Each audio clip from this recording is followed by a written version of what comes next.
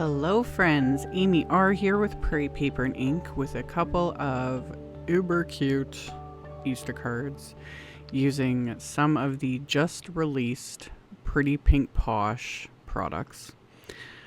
And for whatever reason, I fixated on the layered carrots stencil. I don't know, the whole release is adorable. Oh, again, the layered stencils and all of it, it's fabulous. But for whatever reason, the carrots, I was just like, I have to create carrot themed something. So, like I've done in other videos using layered stencils, my little system that I've kind of got going works. So I have my little Simon glass mat here, and yes, I'm being completely redundant, like glass mat on top of a glass mat. It just works for me. All right. Anyway, I have a card front. So 4 1/4 by 5.5 inch Simon smooth white cardstock. And then I have my card base, which is open, and I have some Post-it tape right at the score line to keep any ink from getting past that, like onto like the top inside of the card. And I used a little bit of PIXIE tape to hold the card front onto the glass mat. And then I have, my magnet, and the Post-it tape basically holds the card base, so it's good to go.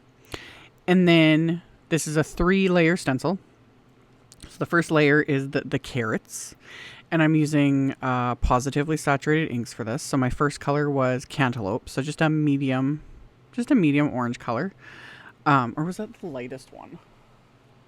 Nope, that's the medium one. I had to look at all my ink pads. So I blended the carrots onto the first, the card front. And then without re-inking my blending brush or anything, I'd moved it to the card, on the inside of the card. And I just basically pull whatever ink is left on the stencil, whatever's left on the brush, so I get a lighter impression on the inside of the card. So I'll still get the pattern, but it won't be as intense, and then it's just easier to write over.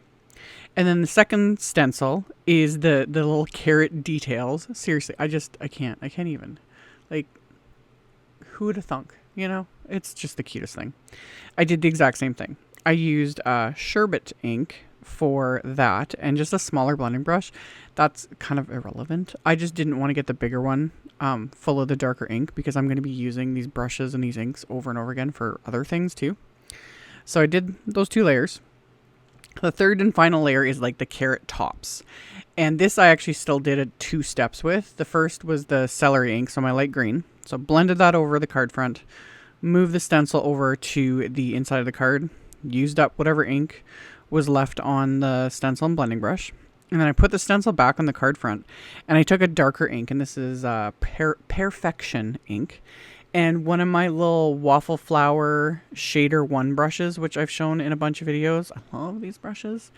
And I just took that darker ink, and it would just drag it up with the brush from the bottom portion of each little carrot top. So that'll just give it a little extra something. As these inks dry, they always smooth out and blend together. They lighten a little bit, but it gives just that little extra something. So I repeated the process on the inside of the card, just making sure I got everything lined up, and then just drug whatever ink was left on there up onto the inside of the card. And I ended up doing this process twice, but I'm not going to bother to show the exact same thing twice in the video. And then I wanted to add a little bit extra to the card front. So I put that in my splat box, and then I just used the darkest orange, so the sherbet ink and the Perfection ink, with my fan brush and a little bit of water. I'm just going to splatter that all over the card front. And again, I'll do that to the second panel as well. And it just gives it that little extra something. So I splattered the sherbet ink, and then rinsed off my, cleaned off my fan brush, added a bit more water, splattered that all over the background, and then set that aside. And then off camera, I did a whole bunch of die cutting, because that was also what I was super excited about with this release. They came out with little Easter mug editions. Seriously.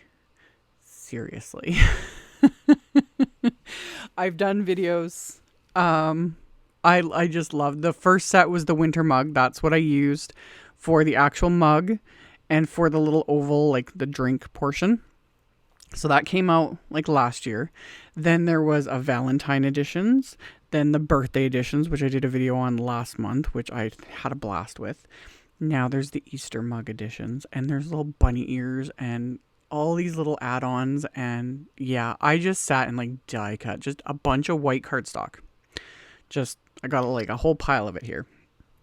So for the first card, I'm going to use the mug. And I just did a little, like really light blending with flannel ink. So just a light gray. So I blended that on the mug and on the little bunny ears. And then the inner portions of the ears, I blended carnation. So just a nice pink. And I pulled out my Waffle Flower stencil mat, my silicone stencil mat. I've mentioned this in recent videos. I'm trying to get over myself, you know, because the white silicone, pink, red, etc. inks will stain it. And I've worked so hard by just not using, like, I worked so hard. AKA I didn't use the stencil mat because I didn't want to stain it. But yeah, telling myself to get over myself. Like, these tools are meant to be used. And it works. Because, you know, I've shown in other videos how I'll, like, double over painter's tape, all the different things, etc., etc., etc. And yeah, the stencil mat, like the silicone kind of grips the cardstock a bit better, so I don't have to worry about it so much, and it just works. So anyway, I did all my blending, and then the carrot wafer die is in the Easter mug editions. I die cut that a whole bunch of times because I had just like a random idea was like starting to form, and I'm like, and again, I was just fixating on these carrots for whatever reason. They're so cute. So that same thing though, I blended the lighter orange ink, so the cantaloupe ink. That's why I didn't want to get my big blending brush full of the darker ink. And then after I blended that on all of them, I used the sherbet ink with another one of the Waffle Flower size 1 brushes and just kind of drug that across all of these because there's little stitching line details that add that extra texture. So went along and just added that to all of the carrots. Then wiped off the mess, and then the little carrot tops, which are just cute little, like, they look like little leaves really, so you could use these on, you know, with other things. Those I blended the light ink with my larger blending brush, so the celery ink. And then same thing, I took the Perfection and the little Waffle Flower brush and just drug that up from the bottom of each leaf just to give it that little extra something. So did all sorts of little blending. It just gives, it really does, the texture, love it. However, you could also just die cut everything from color cardstock. That would look super adorable as well. I almost did that, but then I've been really enjoying ink blending lately. So did all my little bits of ink blending and just created all these little pieces. So I adhered the little carrot tops to each carrot. And then off camera, I ended up I die cut another little set of those ears from the Easter Mug Editions set. Those ones I blended the mocha ink onto to make little brown bunny ears, and then added the little centers to those. So now for the actual mug itself, comes together super easy. I have the little pieces again to make the ears for this mug, and it's so cute. There's also little pieces, like you can make it look like a little chick, you know, and you can make it look like a little yellow chick, like just little cute things. They've got a graphic, I think, with the die set. I'm not even sure. She'd emailed it to me, and I think she posted on the Pretty Pink Posh like Facebook page. But yeah, there's like different little options. There's different little like face options and things, like just super cute. Super, super cute. Love it. So one of the face options I die cut just from some black cardstock. And then once I've got everything like ready to go, I start adhering it all. So I adhered the liquid, which with these again, it's like, I'm just thinking like hot chocolate, although I'm going to put a carrot in it. So, you know, take it all with a grain of salt or a lump of sugar, whatever works. So I'm just adhering everything with craft tacky glue, and then also adding like washi tape on the back just to hold everything in place as I'm like flipping things back and forth. I took this little piece here as a spoon, even though there's a spoon in I think the Valentine mug add-on. But there's actually a little decorative egg wafer die in the set that, you could adhere to that, and it's die cut separately, and you could make it, cute little colors. But it didn't occur to me. It didn't occur to me till after, as always, when I'm editing, and I was like, oh, that's what it was for. Anyway, whatever. Stuck that in the mug, and then I'm adhering all the little bits to create the face. There's little teeth that peek out underneath the little like mouth wafer die, and there's even a little stitching detail. I'll show it at the end. It's the silliest little thing, but I thought it was just adorable. So I used my reverse tweezers to hold some of these little, tiny bits here, and just adhered everything into place. Once it all comes together, it's like, oh, just super cute. So then I took some green cardstock, and I am going to white heat emboss a couple sentiments from the Easter Sentiments stamp set. So I used my anti-static powder tool, put that onto the pieces of cardstock, and then I stamped the sentiments just using one of my acrylic blocks and some clear embossing ink. And this first piece, I purposely made sure to stamp it straight because I'm going to use that as basically a little border on the second card.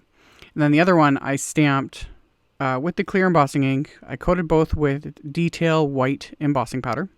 I'm going to melt that with my heat tool.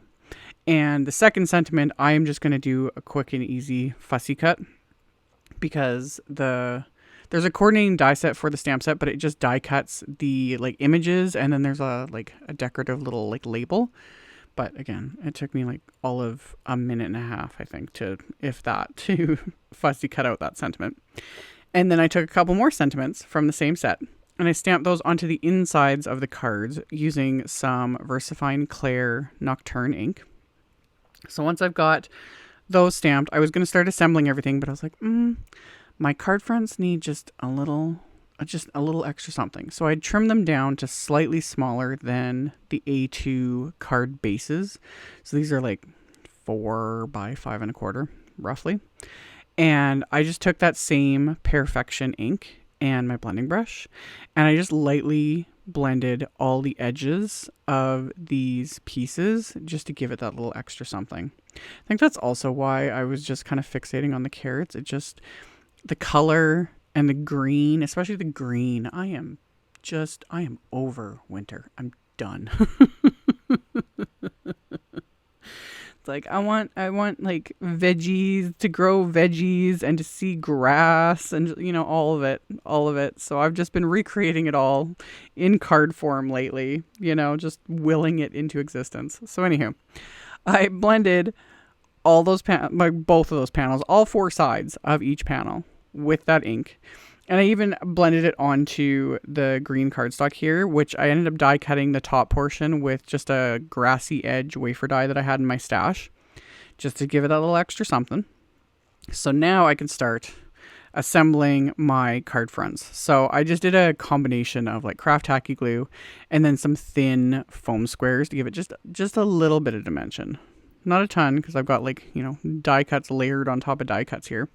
So I popped this little Easter mug into place with the little foam squares. And this card, the whole time I was thinking, I was like, this would be a really cute one to give, a little coffee shop like gift card with, it would just be perfect. So adhered my little carrots, my mug with some dimension, the sentiment that I'd fussy cut, I also adhered with some little foam squares. And then for my second card, I didn't use the mug at all. I decided to use just the carrots and the little bunny ears. It just, like I said, as I was, planning the first card, the idea for the second card kind of came to me, and I was like, how cute would it be if the bunny ears are just kind of peeking behind the grass with all the carrots? And I love when things just work, So I've got all my little pile of carrots and everything. And I'm basically doing the same thing. I'm just going to adhere them to this panel of green cardstock that I had added the sentiment to. And using just a combination of craft tacky glue and then washi tape, because no one's going to see the washi tape when everything's done. And it just holds everything in place while the glue dries. So I just kind of staggered the length, the heights and whatnot of the little carrots here. So I just cut the bottoms off so they weren't peeking out past the bottom of the green cardstock. And then those little bunny ears, I just taped those together and then glued those. So it's, you know, kind of peeking out from behind the grass here. And as soon as those went into place, I was like, yes. Sometimes I do come up with good ideas. But anyway, I just kept adhering, and I had just enough carrots because, like, I was, as always, I'm flying by the seat of my pants. So yeah, adhered all of those. I had, you know, a couple extra little bits of the little carrot tops, so I was able to stick those in as well. Put thin foam squares behind everything as well, just to, again, pop it up, give it a little bit of dimension. Stuck that to its background, and then I can adhere this to the card base. After I did that, I pulled out my white jelly roll pen just to add little like dots and lines, little highlights, more so texture. As always, I'm not following any sort of rule of, you know, light sources, anything like that. This is just to add that little extra something. So I just go along and add, yeah, lines and dots. That's it. That's all you need to do. So yeah, no rhyme or reason. I was like, this spot looks like it's good for, you know, a dot or a line or whatever. Did the same thing with the little mug card. Just added little lines, little dots. Yeah. It really does. It just livens it up a little bit, gives it a little bit more definition. So after I did that, of course, I'm still gonna add some bling. I've got some pistachio pearls and I think sunset orange. I'll have links like I always do to everything. These came out back in the fall, but they were, of course, the perfect colors for these cards. So I was only going to add a few, and then they took on a mind of their own and I added a bunch to each card because why not? More is more. So once I was like mostly happy with it, you know, kind of laid out all my little bits of bling here and there, I adhered everything in place with, again, dabs of craft tacky glue. And still was like, oh, this spot needs another one, you know? So once I got those in place, these cards are complete. So I'm gonna show you guys the little stitching detail between his little teeth. Like, seriously, like, look at it. I love it. It's just, I don't know what it is. I just think it's adorable. So again, as always, I will have a link below the video to my blog post. I will have a supply list. I'll link to all the supplies I use, so you can check that out below if you're interested. Today's video is also part of a blog hop, so there is, you know, inspiration and giveaways, all of that. I will have that info in my blog post as well, so just check that out below if you are interested in any of that. Thank you guys so much for taking the time to watch my videos, for thumbs upping and commenting. Tells the robot overlords you guys like what you see and I can keep doing this as a job. So I very much appreciate it. Subscribe if you haven't. I would love to have you, and I will see you all very soon in the next video. Bye.